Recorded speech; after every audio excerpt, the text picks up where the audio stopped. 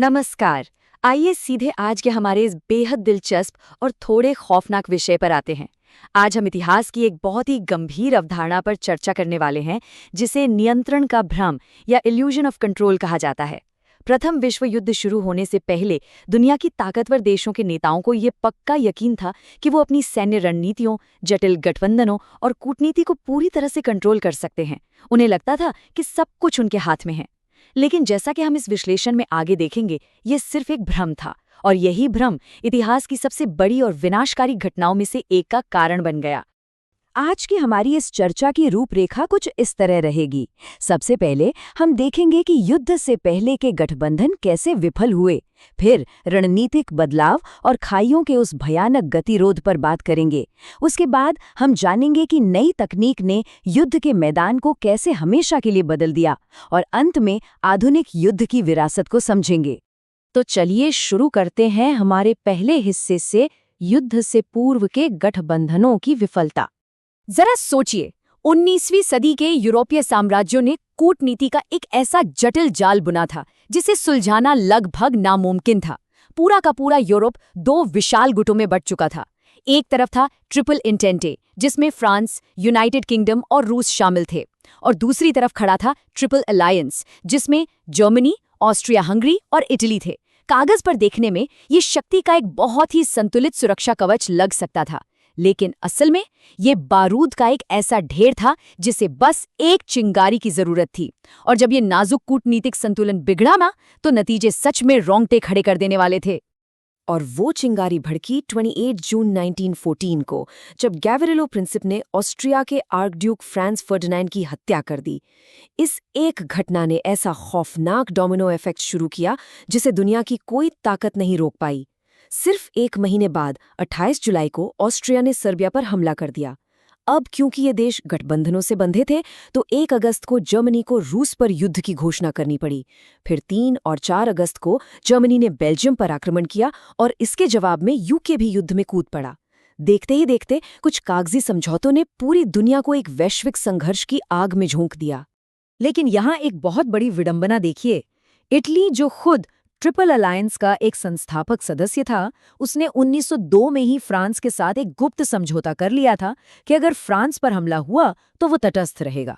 मतलब उसने अपने ही गठबंधन की धज्जियां उड़ा दी थीं।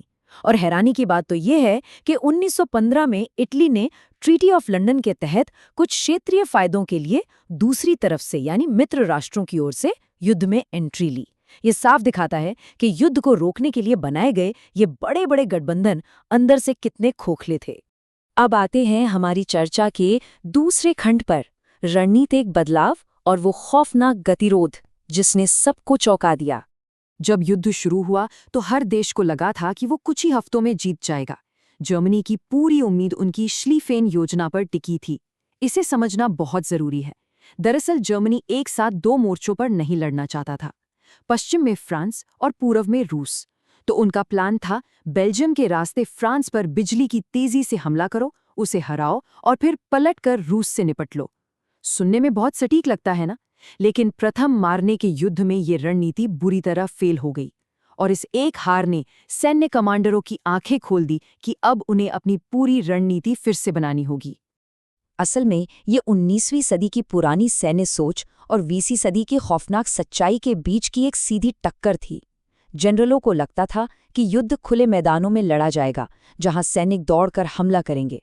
लेकिन पल भर में ये सारे विचार पुराने हो गए।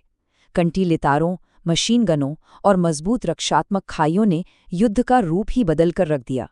इंग्लिश चैनल से लेकर स्विस सीमा तक खाइयों की एक ऐसी अंतहीन दीवार बन गई जिसने लाखों सैनिकों को महीनों तक एक ही जगह पर जमने के लिए मजबूर कर दिया। इस खौफनाक गतिरोध और जनरलों की हताशा को ये एक कोट बहुत ही मार्मिक ढंग से बयां करता है। प्रथम मारने के युद्ध के तुरंत बाद जर्मनी के क्राउन प्रिंस विल्हेल्म ने कहा था, हम युद्ध हार चुके हैं। ये लंबे समय तक चलेगा, लेकिन हम इसे पहले ही हार चुके हैं। ये सिर्फ एक बयान नहीं है दोस्तों, ये सैन्य नेतृत्व की उस घोर निराशा का प्रतीक है जब उन्हें एहसास हुआ कि नियंत्रण का जो भ्रम उन्होंने पाल रखा था वो पूरी तरह से चकनाचूर हो चुका है। और इसी बेबसी के बीच एक बहुत ही अहम सवाल खड़ा हुआ। जब सामने खाइयों की एक न टूटने वाली दीवार हो तो सेनाएं आगे कैसे बढ़ें? जब दोनों तरफ से 1 इंच भी आगे बढ़ना नामुमकिन हो जाए तो क्या होता है? इसी हताशा ने दुनिया को ऐसे तकनीकी नवाचारों की तरफ धकेला जो पहले कभी नहीं देखे गए थे। और यहीं से शुरू होता है हमारा तीसरा खंड, तकनीकी क्रांति और युद्ध के मैदान का पूरी तरह से बदल जाना। जब कोई रास्ता नहीं बचा तो हताशा ने आधुनिक सैन्य तकनीक को एक बहुत ही हिंसक जन्म दिया। यहाँ हम युद्ध के सबसे खौफनाक अध्यायों में से एक को देखते हैं, रासायनिक हथियारों का इस्तेमाल। खाइयों के इस गतिरोध को तोड़ने की हताशा में जर्मन सेना ने हेग कन्वेंशन को तोड़ते हुए अप्रैल 1915 में पहली बार क्लोरीन गैस छोड़ी। ये खाइयों में गहराई तक छुपे हुए सैनिकों को बाहर निकालने का एक अमानवीय प्रयास था, जिसने इस युद्ध की क्रूरता की सारी हदें पार कर दी। और सिर्फ जमीन पर ही नहीं, आसमान में भी एक नई तरह की जंग शुरू हो चुकी थी। विमानन का विकास इतनी तेजी से हुआ कि आप हैरान रह जाएंगे। शुरुआत में हवाई जहाज़ों का इस्तेमाल सिर्फ ये देखने के लिए होता था कि दुश्मन कहाँ है, लेकिन बहुत जल्द आसमान में लड़ने के लिए विशेष फाइटर जेट्स आ गए। जेपेलिन जैसे विशाल बम वर्षकों ने शहरों पर बम गिराने शुरू कर दिए। और सबसे चौंकाने वाली बात, युद्ध के अंत तक आते आते दुनिया ने पहली बार विमान वाहकों का इस्तेमाल देखा। 1918 में HMS फ्यूरियस नाम के जहाज से सॉकविथ कैमल विमानों ने जेपलिन हैंगर पर सीधा हमला किया था। ये सैन्य इतिहास की एक बहुत बड़ी छलांग थी। वहीं जमीन पर गोलियों की बौछार और कंटीले तारों से निपटने के लिए एक बिल्कुल नया समाधान खोजा गया, बख्तरबंद वाहन। उस खौफनाक नो मैन्स लैंड को पार करने की सख्त जरूरत ने लिटिल विली जैसे प्रोटोटाइप टैंक को जन्म दिया। इन भारी भरकम टैंकों के मैदान में उतरते ही मोर्चे पर एक बार फिर से गतिशीलता वापस आ गई। ये एक ऐसी विनाशकारी रणनीतिक समस्या का तकनीकी समाधान था जिसने युद्ध लड़ने का तरीका हमेशा के लिए बदल दिया। चलिए अब अपनी चर्चा के आखिरी हिस्से की तरफ बढ़ते हैं, आधुनिक युद्ध की विरासत और दुनिया का नया स्वरूप। जरा इस भयानक आंकड़े को महसूस कीजिए, 15 मिलियन से 22 मिलियन, यानी 1.5 करोड़ से लेकर 2 करोड़ 20 लाख तक मौतें। ये सैन्य और नागरिक जानों के नुकसान का एक ऐसा अनुमान है जो सच में मन को सुन्न कर देता है। जब नई औद्योगिक तकनीक और मशीनों का इस्तेमाल एक स्थिर खाइयों वाले युद्ध में किया जाता है, तो विनाश का स्तर कितना भयानक हो सकता है, ये संख्या उसी का एक सीधा और दर्दनाक प्रमाण है। तो यहाँ से सबसे बड़ी बात जो हमें समझनी चाहिए वो ये है कि आज हम जिस आधुनिक दुनिया और भू राजनीति को देखते हैं, उसका ब्लूप्रिंट इसी युद्ध के दौरान तैयार हुआ था। सदियों पुराने रूसी, जर्मन, ऑस्ट्रो हंगेरियन और ऑटोमन साम्राज्य ताश के पत्तों की तरह ढह गए। इसी दौर में हमने यंत्रीकृत टैंक डिवीजनों का जन्म देखा और स्वतंत्र वायु सेनाओं की स्थापना हुई। आज के आधुनिक सैन्य ढांचे की पूरी नींव इसी खूनी संघर्ष के बीच रखी गई थी। अपनी इस चर्चा को खत्म करने से पहले हम आपके सामने एक बड़ा सवाल छोड़ना चाहते हैं।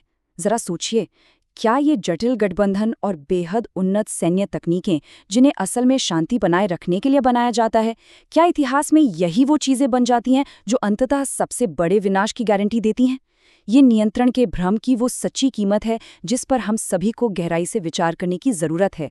आज के लिए बस इतना ही। सोचने के लिए बहुत कुछ है। मिलते हैं अगली बार।